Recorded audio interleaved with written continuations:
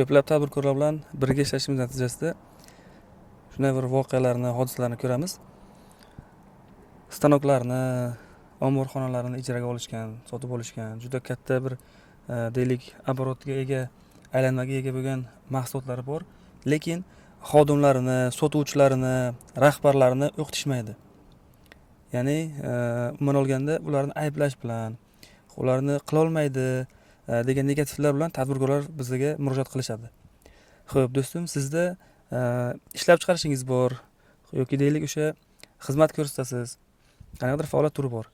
Qo'l ostingizda ishlayotgan birinchi o'rinda rahbaringizni o'qitishdan boshlang. O'qitish deganda qanaqadir pulli kurslarga bo'lmasa ham YouTube'da juda qiziqarli darslar juda ham ko'p. Undan tashqari o'sha ofisingizda biznesga oid bo'lgan, sotuvga oid bo'lgan, marketingga oid bo'lgan kitoblarni yig'ib javonda joylashtiring. Shunda hamma xodimlarga o'qishni deylik o'sha kitoblar bilan bo'lgan munosabatni korporativ madaniyatga aylantiring. Ya'ni kitob o'qish, aynan o'z ustida ishlash odatiy holga aylansin. Shunda korxonangizda rivojlanish boshlanadi.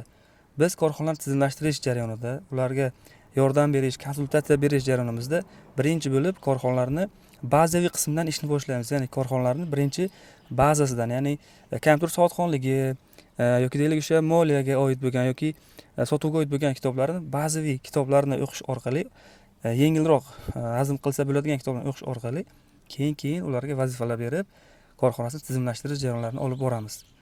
Tavsiya qilaman, har bitta mana shu videoni ko'rayotgan do'stlarimiz, tadbirkor akalarimiz, xodimlaringizni sotuv, marketing bo'yicha bazaviy bilimlarni mustahkamlang. Shundan natijalar yaxshilanish boshlanadi.